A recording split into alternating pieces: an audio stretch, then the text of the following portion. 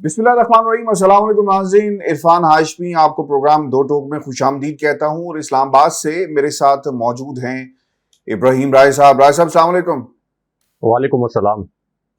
رائے صاحب تین خبریں ہیں جس پر ہم تفصیل سے بات کریں گے۔ پہلی خبر ISI، IB اور الیکشن کمیشن کے حوالے سے کیا سامنے آئی ہے، اس کی تفصیل اپنے سننے والوں کے ساتھ ہم شیئر کریں گے، اور پھر عمران خان کے خلاف ایک نیا جو گھنونا آپریشن اس کی پلاننگ کی گئی، اور پھر بلوچستان منتقلی کے حوالے سے کیا نئی خبر سامنے آئی یہ بھی بتائیں گے اپنے سننے والوں کو، اور پھر صدر کی نااہلی۔ رائے صاحب یہ ڈوریاں کون ہلا رہا ہے؟ 2 رکنی bench Supreme Court of Pakistan کا سماعت کرے گا، یہ شخص کون ہے جس نے یہ درخواست جو ہے وہ دائر کی، یہ بھی اپنے سننے والوں کے ساتھ ہم شیئر کریں گے۔ لیکن رائے صاحب آج شاید پاکستان کی جمہوری تاریخ کا سیاہ دن ہے۔ وہ میں نے اس لیے کہا کہ جمہوریت پر ہر طرف سے حملے کیے جا رہے ہیں۔ پاکستان کی سیاسی جماعتوں کی یہ کوشش رہی جب سے خان صاحب کی حکومت گئی کہ کسی طرح اپنے مقدمات کو ختم کرائیں۔ مقدمات ختم ہو گئے، چاہے اس کے لیے آئین کو پامال ہی کیوں نہ کرنا پڑے، پامالی بھی ہو گئی، قوانین ہی کیوں نہ بدلنے پڑے، قوانین بھی بدل دیے، اور تمام لوگ، تمام PDM کا ٹولہ اس وقت جو ہے نا وہ نہا دھو کر، جو کرپشن زدہ ان کے چہرے تھے، اب وہ دوبارہ اقتدار میں اس وقت موجود ہے۔ رائے صاحب آپ نے سب کچھ کر لیا، لیکن آئین پاکستان کے ساتھ کھلواڑ نہ کرتے، جمہوریت کے ساتھ کھلواڑ نہ کرتے، اور ابھی بھی یہ فورسز جو ہیں وہ جمہوریت کے ساتھ کھلواڑ کر رہی ہیں۔ سپریم کورٹ آف پاکستان کا فیصلہ موجود ہے 3-2 کا، جس کے حوالے سے عدلیہ کی عزت اور تکریم پر بہت ساری سٹیٹمنٹس بھی آ رہی ہیں۔ اعتزاز احسن صاحب نے بھی کہا، اور دوسری طرف سے ہائی کورٹ بار کی طرف سے بھی کہا گیا کہ ججز اور سپریم کورٹ آف پاکستان ہماری ریڈ لائن ہے، اسے کوئی کراس نہ کرے۔ بظاہر ایسا لگتا ہے کہ پاکستان میں طاقتور عدالتیں اور پھر حکومت جو ہے انہیں ایک پیج پہ ہونا چاہیے، ایک پیج پہ اس وقت موجود نہیں ہے، اور اس کا نقصان پاکستان کی عوام کو ہو رہا ہے۔ الیکشن کمیشن آف پاکستان نے اسی طرح بہانے بنائے، ان کی یہ کوشش تھی کہ ملک کے اندر انتخابات نہ ہو سکیں، سٹیک ہولڈرز کو خط و کتابت کی گئی، یہ جو پیار بھرے خطوط جو ہیں وہ لکھے جا رہے ہیں، ان کے جواب بھی آ رہے ہیں، لیکن رائے صاحب ہو کچھ نہیں رہا۔ گورنر KP کے توہین عدالت کا مرتکب ہوا ہے، اور اس پر مقدمہ چلنا چاہیے بغاوت کا، آئین کو توڑنے کا۔ تاریخ نہیں آئی، تھوڑے سے دن رہ گئے ہیں، 56 دن تقریباً پنجاب اسمبلی کو تحلیل ہوئے ہو گئے، اور اسی طرح KP کا بھی یہی حال ہے۔ تاریخ پنجاب کی تو آ گئی لیکن KP کی نہیں آئی۔ آپ نے یہاں سے تاریخ دی، الٹا ایک شخص جو ہے وہ پہنچ گیا ہے سپریم کورٹ آف پاکستان میں، یہ بھی بتائیں گے اپنے سننے والوں کو۔ آخری مرحلہ یہ تھا کہ خط و کتابت کریں، سٹیک ہولڈرز کو آن بورڈ لیا جائے، اور مردم شماری، پیسہ نہیں ہے، امن و اما کی صورتحال، یہ تمام عذر پیش کیے گئے ہیں۔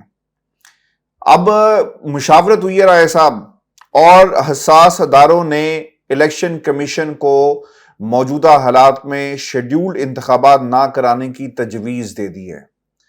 اچھا ٹھیک ہے، تجویز آ گئی ہے، بریفنگ دی گئی سیکیورٹی اداروں کی طرف سے، اور سیکیورٹی تھریٹ الرٹ گزشتہ سال کی نسبت بہت زیادہ ہیں، یہ بھی کہا گیا۔ سیکیورٹی تھریٹس بہت زیادہ اور شدت کے ہیں۔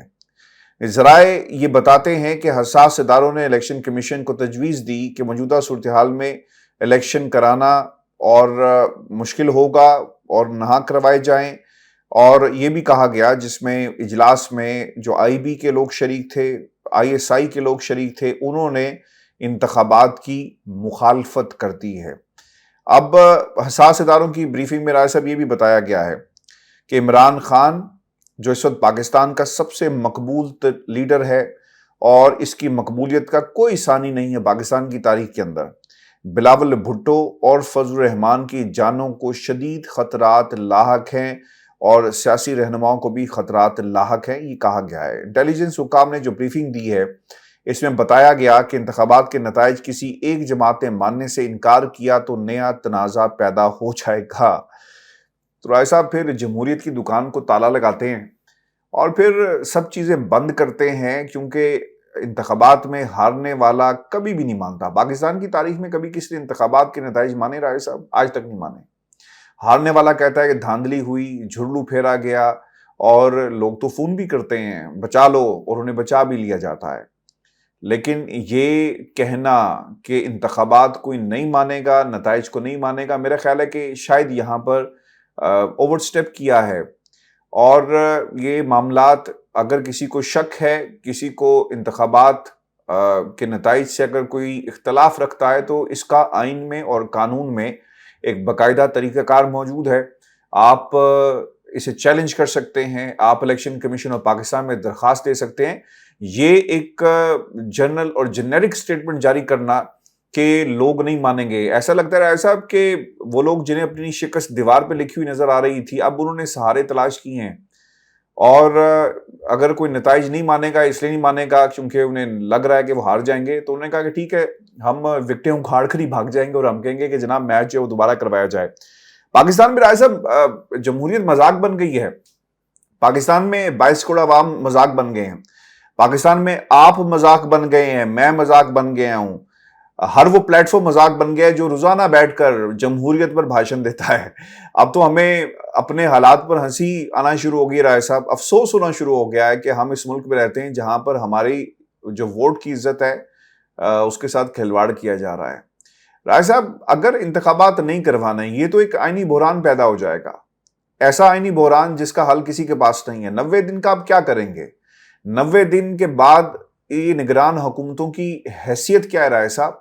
آپ پنجاب میں پاپولر فیصلے نہیں کر سکتے، آپ کے پی میں پاپولر فیصلے نہیں کر سکتے. وہ حکومتیں جنہوں نے یہاں پہ 5-5 سال گزارے، آپ ان کی پالیسیز کو تنقید کا نشانہ بناتے ہیں کہ جناب پیسہ خرچ نہیں کیا گیا. آئین میں ایک مخصوص جو رقم ہے اس سے زیادہ آپ خرچ نہیں کر سکتے. نگران حکومتوں کا ایک خاص سیٹ اپ ہے. 90 دن کے بعد رائے صاحب کیا ہوگا؟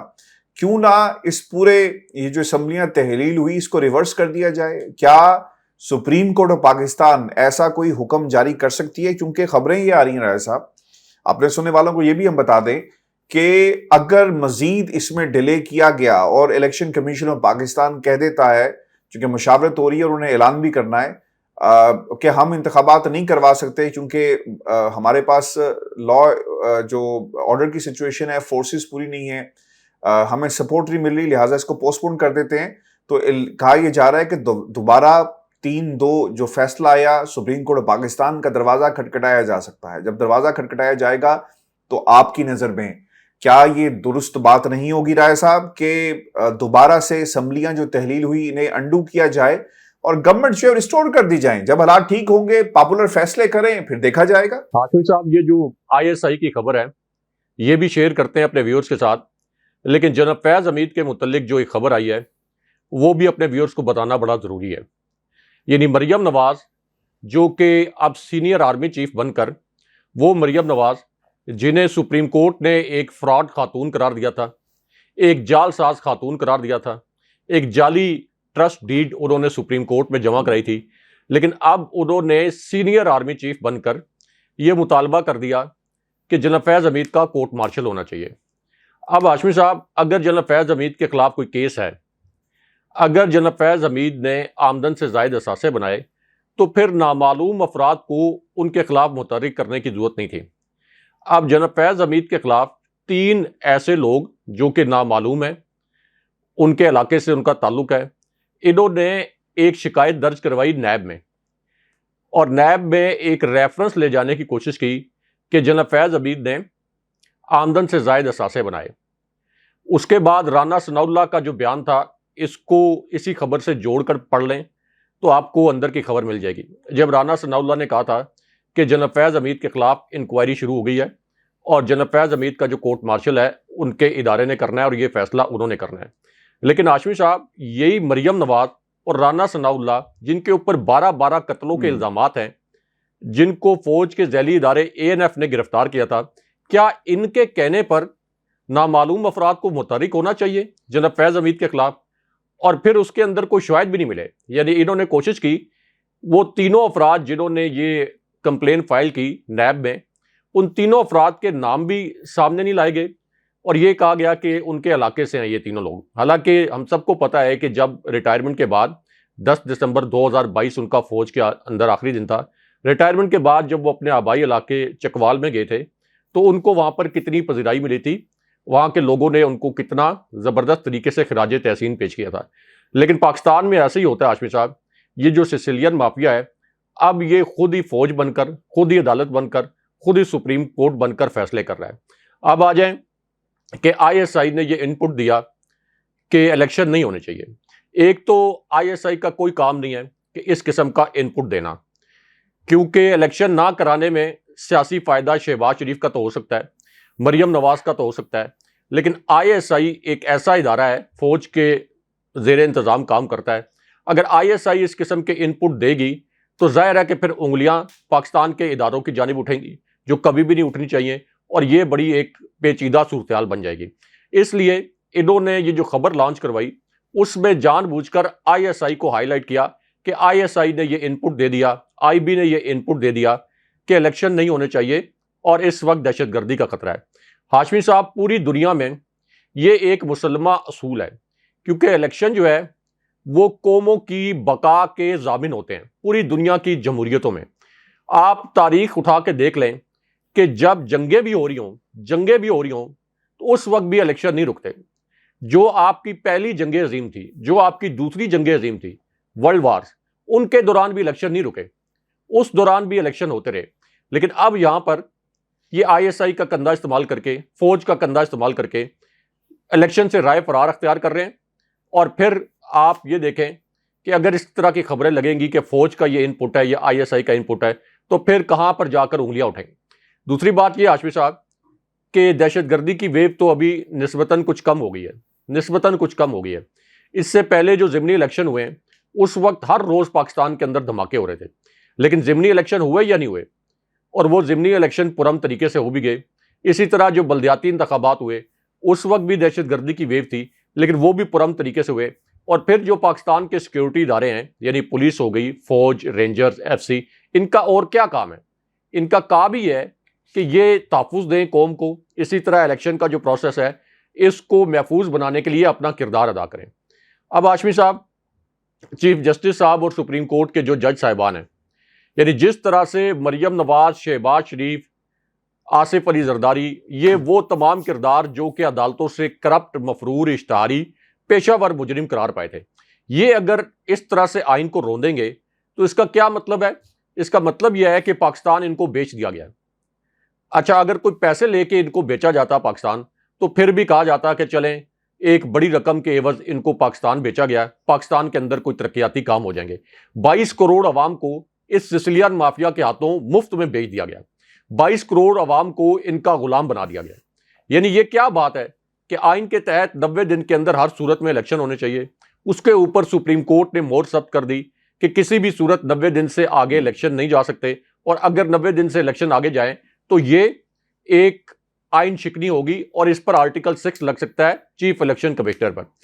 ہاشمی صاحب، شہباز شریف اگر یہ الیکشن اسی طریقے سے یہ ملتوی کرنے کی کوشش کرتے ہیں، جو کہ یہ کریں گے، ہم نے اسی پلیٹ فارم پر بتایا تھا سب سے پہلے کہ یہ یہی بہانہ بنائیں گے کہ وزارت خزانہ نے فنڈز نہیں دیے، پھر کہیں گے کہ وزارت دفاع نے سیکیورٹی نہیں دی، فوج نے سیکیورٹی نہیں دی۔ لیکن اگر یہ اسی طرح ملتوی کرتے ہیں الیکشن، پھر تو یہ شہباز شریف پر توہین عدالت لگے گی۔ اگر چیف جسٹس صاحب اخلاقی ان میں جرت ہے، اگر عدالتی اپنے فیصلوں کو وہ اپ ہولڈ کروا سکتے ہیں، اپنے عدالتی فیصلوں پر عمل درآمد کروا سکتے ہیں، تو یہ سیدھی سیدھی شہباز شریف پر توہین عدالت لگے گی۔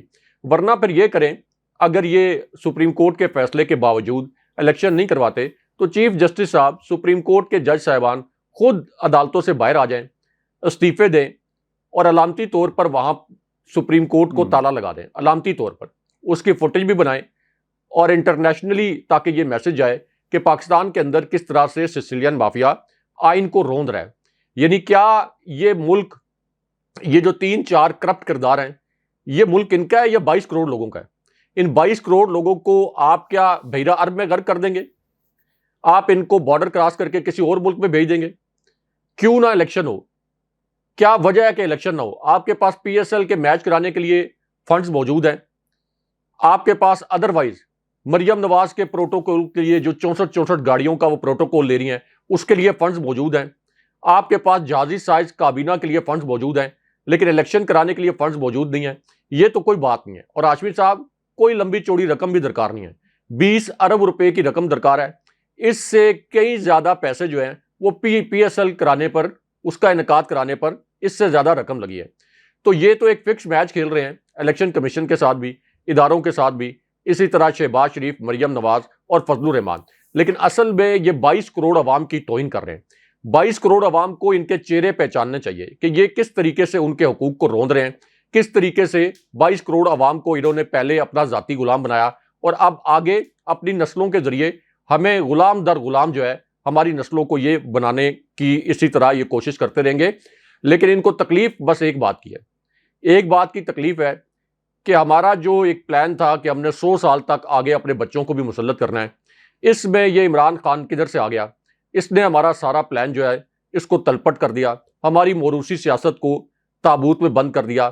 یہ نہ کوئی سرمایہ کار ہے، نہ تاجر ہے، نہ کوئی یہ جاگیردار ہے، لیکن اس کے باوجود پورا پاکستان اس کے ساتھ کھڑا ہو گیا۔ 75% لوگ اس وقت جو انتخابی سرویز آ رہے ہیں اس کے مطابق عمران خان صاحب کے ساتھ کھڑے ہیں۔ تو ان 75% لوگوں کے ساتھ آپ کیا کریں گے؟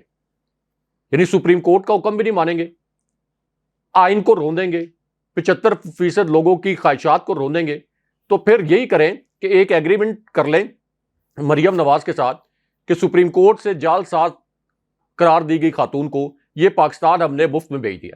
اچھا راج صاحب، یہ کمانڈر ان چیف صاحب کے حوالے سے بھی خبر ہے جو اپنے سننے والوں کے سامنے رکھتے ہیں، لیکن اس سے پہلے مریم نواز صاحبہ جو ہیں انہوں نے کچھ باتیں کہی ہیں، اور ہمیشہ کی طرح کچھ نہ کچھ آج کل پاکستان کے سیاسی منظرنامے پر کسی نہ کسی طرح یہ سپیس بنانے کی کوشش کرتی ہے اپنی گفتگو سے، اور انہوں نے جو عدالتیں ہیں اس پر حملہ کر دیا ہے۔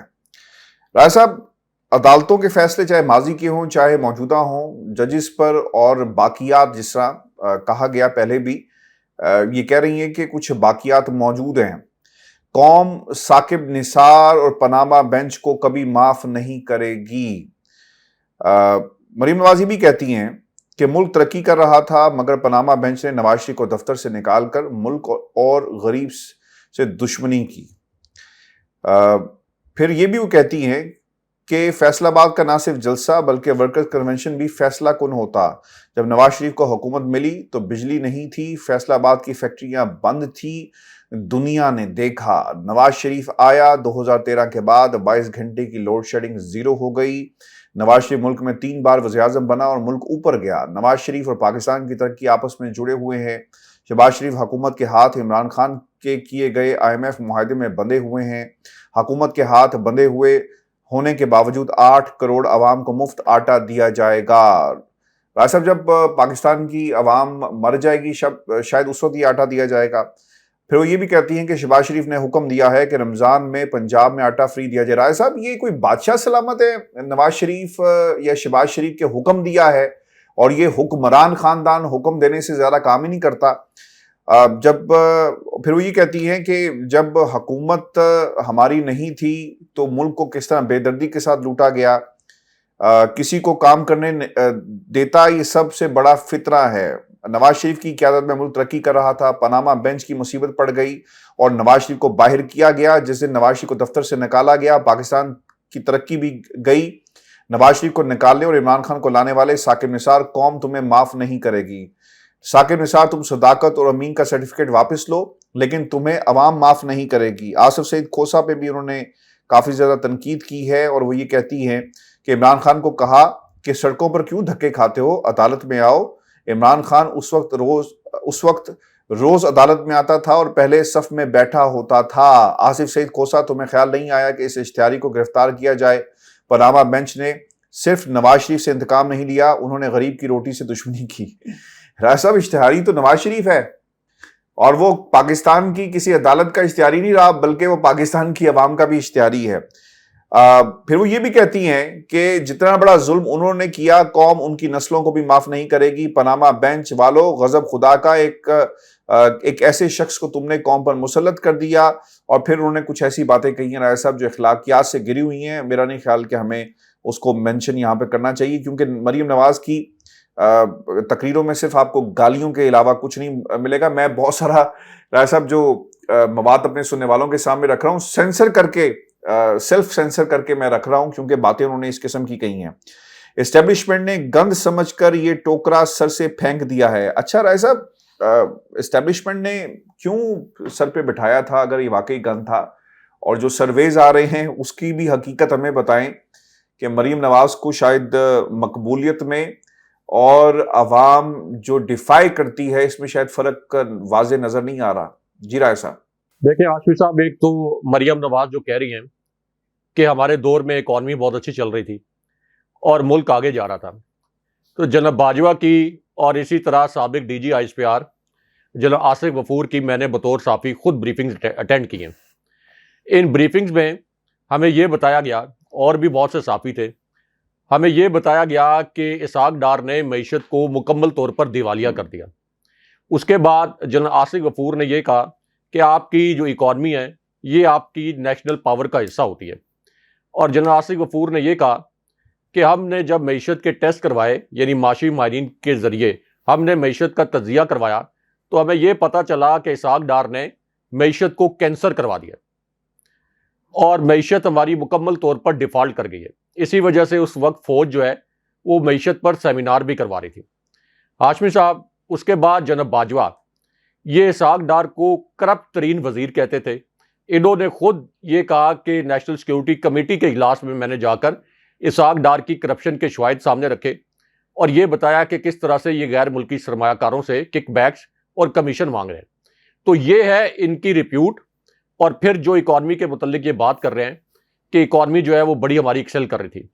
ہاشمی صاحب, ایک تو ایسی بھی بریفنگ تھی جس میں مفتاح اسماعیل بھی موجود تھے, اور مفتاح اسماعیل بھی یہ کہہ رہے تھے کہ بالکل آپ ٹھیک کہہ رہے ہیں جناب باجوہ صاحب کہ اسحاق ڈار نے معیشت کو مکمل طور پر مفلوج کر دیا. تو یہ آپ کے دور میں, یعنی مریم نواز کے اور نواز شریف کے دور میں اس طریقے سے معیشت آگے جا رہی تھی جس کے متعلق فوج کا یہ خیال تھا. دوسری بات یہ ہے کہ اگر انہوں نے معیشت ایک اچھی حالت میں چھوڑی ہوتی تو پھر عمران خان صاحب کو آئی ایم ایف کے پاس کیوں جانا پڑتا؟ ذرا گوگل کر کے دیکھ لیں, جب عمران خان صاحب نے حکومت بنائی تو اس وقت ملک مکمل طور پر ڈیفالٹ ہونے والا تھا, مکمل طور پر ڈیفالٹ ہونے والا تھا. عمران خان صاحب کو سعودی عربیہ سے امداد لینی پڑی, چائنا سے امداد لینی پڑی, آئی ایم ایف کے ساتھ ڈیل کرنی پڑی. حالانکہ عمران خان صاحب کا یہ موقف تھا کہ وہ آئی ایم ایف کے ساتھ ڈیل نہیں کریں گے, لیکن اس وقت ریاست کو بچانے کے لیے عمران خان صاحب کو ڈیفالٹ ملک کو دیوالیہ ہونے سے بچانے کے لیے آئی ایم ایف کے ساتھ ڈیل بھی کرنی پڑی. اگر یہ معیشت اچھی ہوتی تو عمران خان صاحب اپنے موقف سے پیچھے ہٹتے ہوئے ریاست کو بچانے کے لیے آئی ایم ایف سے کیوں ڈیل کرتے؟ پھر ہاشمی صاحب, عمران خان صاحب کو یہ جو برباد ہوئی معیشت انہوں نے دی, عمران خان صاحب نے صرف 3.5 سال کے اندر اس معیشت کو 5.97% گروتھ ریٹ کے اوپر لے گئے. کووڈ جیسے چیلنج کے باوجود جو 100 سال میں ایک مرتبہ آتا ہے, 2018 میں اسپینش فلو کے بعد یہ سب سے بڑی وبا تھی, اور پوری دنیا کی اکانومیز جو ہیں, جو آپ کے ترقی یافتہ ممالک ہیں, ان کی اکانومیز بھی کرپل کر گئی. لیکن عمران خان صاحب نے نہ صرف اکانومی بچائی, نچلے طبقے کو ریلیف دے دیا احساس پروگرام کے ذریعے. نچلے طبقے کو کووڈ میں جس قسم کا ریلیف دیا اس کی انٹرنیشنل لیول پر ایکنالجمنٹ کی گئی. پھر health card, national health card, اس کے ذریعے لوگوں کو 10 لاکھ روپے تک کی اچھے سے اچھے ہاسپٹل سے علاج کی سہولت دے دی.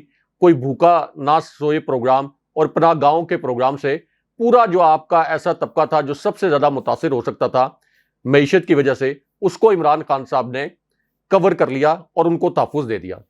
ہاشمی صاحب, جو اکنامک سروے آیا تھا شہباز شریف کے دور میں, اس میں یہ بتایا گیا تھا کہ عمران خان صاحب کے دور میں 6% گروتھ ریٹ کے ساتھ ہمارا ملک ترقی کر رہا تھا. 16 ارب ڈالر کے ذخائر تھے ہمارے زر مبادلہ کے, اگرچہ یہ ذخائر اس سے بھی زیادہ ہوتے, لیکن جناب باجوہ نے جو تحریک عدم اعتماد کو سپانسر کیا تھا اس کی وجہ سے ہمارے زر مبادلہ کے ذخائر آخری 2 مہینے میں گرنا شروع ہو گئے تھے, ورنہ یہ ہمارے زر مبادلہ کے ذخائر ایک وقت میں 22 ارب ڈالر تک بھی چلے گئے تھے. ایکسپورٹس نے آپ کے تمام اہداف جو ہیں وہ ایکسیڈ کر دیے تھے. آپ کے جو زرعی اہداف ہیں, صنعتی اہداف ہیں, وہ تمام ایکسیڈ کر گئے تھے. یعنی تمام آپ نے ٹارگٹس نہ صرف اچیو کر لیے تھے بلکہ اس کو ایکسیڈ کر دیا تھا. تو یہ عمران خان صاحب کے دور میں اکانومی تھی جس کے متعلق مریم نواز کہتی ہیں کہ انہوں نے اکانومی کو برباد کر دیا, اور اس کے بعد یہ صرف 9 ماہ میں آپ کے زر مبادلہ کے ذخائر کو 3 ارب ڈالر تک لے آئے. 13 ارب ڈالر جو ہیں انہوں نے کم کر دیے, اور اکانومی کو 5.97% سے یہ صرف 2% پہ لے آئے اور اب عملی طور پر ہمارا ملک دیوالیہ ہوا ہے۔ راج صاحب، سپریم کمانڈر ان چیف صدر عارف الوی صاحب یہ میڈیشن کا کام کرتے رہے پاکستان کے طاقتور حلقوں اور عمران خان کے درمیان، کیونکہ مقبولیت عمران خان کی ہے، باقی تمام لوگوں کو جو سٹیک ہولڈرز ہیں پریشانی لاحق تھی۔ اور آج بھی امین الحق صاحب نے بھی یہ بات کہی اور وہ کہتے ہوئے نظر آئے کہ خان صاحب تمام جمہوری قوتوں کے ساتھ مل کر بیٹھیں تاکہ آئندہ کی جو ہے وہ بات چیت ہو سکے، اور وہ درس بھی دے رہے ہیں، یعنی تمام لوگ جو حکومت کے اندر ہیں اور وہ یہ سمجھتے ہیں کہ وہ کہاں پر سٹینڈ کر رہے ہیں، کیونکہ اشارے ایسے مل رہے ہیں کہ شاید انتخابات نہیں ہوں گے اور ڈیلنگ ٹیکٹکس۔ ان حالات کے اندر جب صدر عارف الوی نے، ایوان صدر نے اپنا پورا زور لگایا کہ لوگوں کو قریب لایا جا سکے، ایسا مجھے محسوس ہوا ہے رائے صاحب کہ شاید صدر عارف الوی کی میڈیشن جو ہے ان دنوں میں بھی پسند نہیں آئی جب جنرل باجوہ تھے، اور اس کے بعد بھی میڈیشن جو ہے اس پسند نہیں آئی، کیونکہ نون لیگ شاید یہ سمجھتی ہے کہ اگر خان صاحب اور جنرل باجوہ کے بعد نئے آرمی چیف اور اسٹیبلشمنٹ کے درمیان رابطے بحال ہو گئے تو پھر ہمارا کیا ہوگا۔ مجھے ایسا تاثر ملا ہے، اور اس تاثر ملنے کی بنیادی وجہ ایسی لگی رائے صاحب کہ سپریم کورٹ آف پاکستان میں صدر مملکت عارف الوی کی نااہلی کے لیے درخواست جو ہے وہ سماعت کے لیے مقرر کر دی گئی ہے۔ اچھا، اب یہ 2 رکنی بینچ بنایا گیا ہے اور ظہور مہدی فیصل نامی شہری ہیں جنہوں نے یہ درخواست دائر کی، جس پر جسٹس اعجاز الاحسن کی سربراہی میں 2 رکنی بینچ 16 مارچ کو سماعت کرے گا، اور کہا یہ گیا ہے کہ صدر مملکت کو آرٹیکل 62(1)(f) کے تحت نااہل قرار دیا جائے۔ رائے صاحب، اگر اس کی کوئی اہمیت نہیں ہے اور اس میں کوئی طرح وزن نہیں ہے تو پھر اسے سماعت کے لیے مقرر کیوں کیا گیا؟ کیونکہ یہاں پر تو بہت سنجیدہ قسم کی توہین عدالت کی درخواستیں تھیں مریم نواز کے خلاف، جس میں توہین کی گئی لیکن اسے ناقابل سماعت قرار دے کر خارج کر دیا گیا، لیکن یہاں پر 62(1)(f) کے تحت نااہل قرار دینے کے لیے صدر عارف الوی کے خلاف ایک درخواست دائر کی گئی ہے۔ راج صاحب، کیا گیم کھیلی جا رہی ہے؟ صدر عارف الوی کیا تھریٹس ہیں؟ اور سپتمبر میں تو ویسے ہی سب کچھ بدل جانا ہے، کیوں صدر عارف الوی کے پیچھے پی ڈی ایم کا ٹولہ پڑ گیا؟ یا پھر یہ کوئی فیصل نامی، ظہور مہدی فیصل نامی جو شخص ہیں، یہ کوئی واقعی عام پاکستانی، عام رایا، عام کوئی ایسی شخصیت ہیں جنہیں واقعی کنسرن ہے صدر عارف الوی کی نااہلی کے حوالے سے؟ جی رائے صاحب۔ دیکھیں آشوی صاحب، ایک تو صدر وفاق کی علامت ہوتے ہیں، دوسرا جس آرٹیکل کے تحت یہ نااہلی کی درخواست دائر کی گئی ہے، اس آرٹیکل کا مطلب یہ ہے کہ کوئی شخص صادق اور امین نہیں رہا، یا اس نے کوئی کرپشن کیا ہے، یا ادروائز اخلاقی معیار پر وہ صادق اور امین نہیں رہا۔ تو صدر عارف الوی کی تو نہ کوئی کرپشن سامنے آئی، نہ کوئی کرپشن کا سکیم نظر آیا، اور اسی طرح اخلاقی حوالے سے بھی صدر عارف الوی کا کوئی ایسا معاملہ سامنے نہیں آیا کہ ان کے خلاف اس قسم کی کوئی پٹیشن دائر کی جا سکے۔ اب تکلیف یہ ہے کچھ موروں کو، یہ کچھ مورے جو شہباز شریف کے لیے کام کر رہے ہیں اس وقت اور پی ڈی ایم کے کرپٹ ٹولے کے لیے کام کر رہے ہیں، ان کو تکلیف یہ ہے کہ صدر نے آئین کے تحت اپنے اختیارات استعمال کرتے ہوئے 30 اپریل کو الیکشن کا اعلان کیوں کر دیا۔ انہوں نے بڑی کوشش کی کہ صدر عارف الوی جو ہیں وہ عمران خان صاحب کا ساتھ چھوڑ دیں۔ صدر عارف الوی کو ڈائریکٹ انڈائریکٹ جو ہیں وہ دھمکی آمیز پیغامات بھی بھجوائے گئے۔ صدر عارف الوی کو یہ بھی کہا گیا کہ اگر آپ سمریز روکیں گے، یعنی وہ جو غیر قانونی غیر آئینی سمریز انہوں نے بھجوائیں اور صدر عارف الوی نے روکیں، اگر وہ روکیں گے تو پھر ہم آپ کا مواخذہ بھی کریں گے۔ لیکن صدر عارف الوی عمران خان صاحب کے ساتھ آئین کے تحت بھی اور ایک وفادار ساتھی کے طور پر بھی کھڑے رہے، اور انہوں نے جتنے اقدامات کیے وہ تمام اقدامات آئین کے تحت تھے، ورنہ صدر کے یہ اقدامات سپریم کورٹ میں چیلنج ہو جاتے اور سپریم کورٹ ان اقدامات کو سٹرائک ڈاؤن کر دیتی۔ ابھی آپ دیکھیں کہ سپریم کورٹ کا یہ فیصلہ تھا اور اس میں انہوں نے مینشن کیا کہ اگر گورنرز تاریخ کا اعلان نہ کریں تو پھر صدر کے پاس یہ آئینی اختیار موجود ہے۔ یہ خبر بھی سب سے پہلے ہم نے اسی پلیٹ فارم پر بریک کی تھی۔ تو سپریم کورٹ نے کہا کہ یہ آئینی اختیار موجود ہے صدر کے پاس کہ وہ الیکشن کی تاریخ کا اعلان کر سکتے ہیں۔ اب ان کو تکلیف یہ ہے کہ صدر عارف الوی نے اپنا آئینی اختیار استعمال کیا، اور دوسری سب سے بڑی تکلیف یہ ہے کہ صدر عارف الوی کی جو عمران خان صاحب سے مشاورت ہوئی ہے 2-3 مرتبہ، اس کے اندر ایک شہباز شریف کی برطرفی کا فارمولہ بھی انڈر ڈسکشن آیا ہے، اور وہ فارمولہ یہ ہے کہ شہباز شریف کو آپ کہیں کہ اعتماد کا ووٹ لینے کے لیے، شہباز شریف کو اعتماد کا ووٹ لینے کے لیے کہیں، کم سے کم جو پی ٹی آئی کی اپنی کیلکولیشن ہے وہ تو یہ کہتے ہیں کہ 5-7 ان کے ایم این ایس جو ہیں وہ ہو سکتا ہے شہباز شریف کو اعتماد کا ووٹ نہ دیں، لیکن چلیں اگر یہ کیلکولیشن غلط بھی ہو، شہباز شریف کو اعتماد کا ووٹ مل بھی جائے تو شہباز شریف کی ناک کی لکیریں تو رگڑی جائیں گی، جتنے ان کے اتحادی ہیں وہ شہباز شریف کو بلیک میل تو کریں گے، ایک پروسیس تو شروع ہوگا شہباز شریف کے خلاف، تو اب انہیں یہ بھی خدشہ ہے کہ صدر کسی بھی وقت شہباز شریف کو اعتماد کا ووٹ لینے کے لیے نہ کہہ دیں۔ دوسرا جو آپ نے کہا کہ صدر نے میڈیشن کے لیے کوششیں کی، کس کے لیے کی؟ ملک کو آگے لے جانے کے لیے، ملک میں انتشار کو ختم کرنے کے لیے، ملک کے اندر اس طرح کی صورتحال کو ختم کرنے کے لیے کہ جہاں پر اسٹیبلشمنٹ کے سامنے، اسٹیبلشمنٹ کے اوپر انگلیاں اٹھ رہی ہیں۔ لیکن اس کے باوجود ہاشمی صاحب یہ جو عمران خان صاحب کے خلاف کبھی بلوچستان میں مقدمات درج کروا دیتے ہیں، کبھی یہ دور دراز علاقوں میں عمران خان صاحب کو اغوا کر کے لے جانا پلان کرتے ہیں، جیسے عمران خان صاحب نے کہا کہ اصل پلان یہ تھا کہ مجھے یہاں سے اٹھائیں اور بلوچستان لے جائیں۔ ہاشمی صاحب، عمران خان صاحب یا کوئی بھی اتنا مقبول لیڈر جو خان صاحب جتنا مقبول ہو، وہ عوام کی ریڈ لائن ہوتا ہے۔ عوام میں اتنا شعور آ گیا ہے ہاشمی صاحب، خان صاحب نے اتنا شعور پیدا کر دیا ہے کہ اب اگر خان صاحب کے خلاف اس طرح کا کوئی ایکشن کیا گیا تو آپ دیکھیں گے کہ پاکستان کے اندر ہر شہر تحریر اسکوائر بن جائے گا۔ زمان پارک میں انہوں نے کتنی مرتبہ آپریشن کرنے کی کوشش کی، لیکن جو وہاں پر رضاکار کارکن ہیں صرف ان کی وجہ سے یہ عمران خان صاحب کو گرفتار نہیں کر سکے۔ آج میں سن رہا تھا کچھ پی ٹی آئی کے لوگوں کو، وہ یہ کہہ رہے تھے کہ عمران خان صاحب کو گرفتاری دے دینی چاہیے۔ یہ بالکل غلط بات ہے، عمران خان صاحب کو بالکل گرفتاری نہیں دینی چاہیے۔ ان کے پاس پلان یہ ہے کہ عمران خان صاحب کو یہ زہر دیں گے، عمران خان صاحب کو خدا نہ خواستہ سلو پوائزننگ کریں گے، کیونکہ ان کے پاس صرف ایک ہی راستہ ہے، عمران خان صاحب کو راستے سے ہٹا دیں، ورنہ ان کو پتہ ہے کہ عمران خان صاحب 3/4 اکثریت سے اکتوبر میں الیکشن، اگر یہ اکتوبر تک بھی ڈیلے کروا لیں تو تب بھی 3/4 اکثریت سے یہ عمران خان صاحب یہ الیکشن جیت جائیں گے۔ دوسرا، اس میں اداروں کو بھی بڑا محتاط رہنا چاہیے۔ آپ دیکھ لیں کہ جناب باجوہ نے بھی عمران خان صاحب کو مائنس کرنے کی کوشش کی تھی، جناب باجوہ نے بھی تحریک انصاف کے اوپر کریک ڈاؤن کروایا تھا، لیکن جناب باجوہ کو پاکستان کے 22 کروڑ لوگوں نے مائنس کر دیا، چیف الیکشن کمشنر کو پاکستان کے 22 کروڑ لوگوں نے مائنس کر دیا۔